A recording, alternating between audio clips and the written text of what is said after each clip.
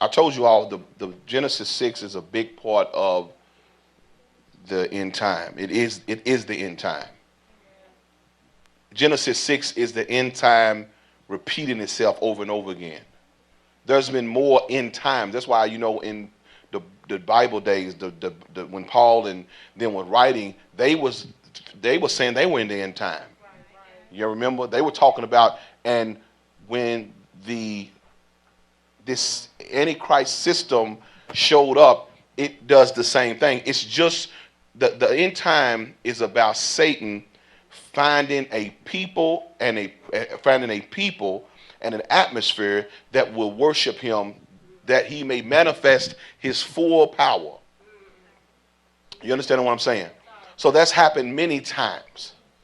Remember when I think it was Paul that said, I think Peter said, there's many antichrists that has gone in the world. So every antichrist does the same. The thing about this last antichrist is the other ones haven't been able to control the world because of lack of technology, lack of being able to be all places at one time. Now they can through technology and through the uniting of the nations. This is what United Nations is about. But we've seen Antichrist and we've seen the end times many times. If you study history, Babylon, it was the end time for the Jews when they went into Jerusalem and captured them. I mean, y'all know that was end times. It was end times in Paul's them day when Christians, when they started Catholicism and the Jews began to persecute in the book of Acts and feeding Christians to lions. And how many of y'all know that was the end times? So there's many times that we see the end times. You remember in the book of, was that Ezekiel?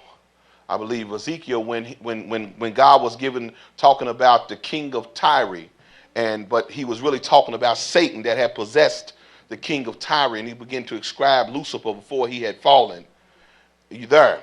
That king was over us. That king had yielded to Satan, and that became an end time. He became an antichrist at that point. You understand what I'm saying?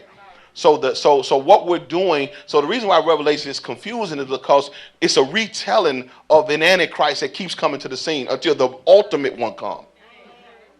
Did y'all got what I'm saying? So that's why there's a lot of confusion, because when Paul wrote it, Paul was talking about the Antichrist in his day. He knew it was a Catholic church. Then he knew what he was talking about. But then there's another, then the end time when it talks about the whore riding the beast. Well, we know there's another end time. Are you hearing what I'm saying? And men didn't know about this one because they don't know what the beast is. They knew the harlot is the universal church. It's the whore that fornicates with all other religions. Universal, pagan. This is what pagan mimicking, pagan masquerading as Christian. This is what Catholicism is. It's paganism masquerading as Christian, that now the Christian, once strong Protestant denominations are now back under the Pope through these bishops who are being ordained in Catholic regalia and the lineage of bishops from the Vatican. So Protestantism that went away from the Catholic Church, it now has come back into the Catholic Church, or the Catholic Church has manipulated it to come back into the Catholic Church. So even though you may be in a full gospel, Church of God in Christ, or Baptist, your head presiding bishop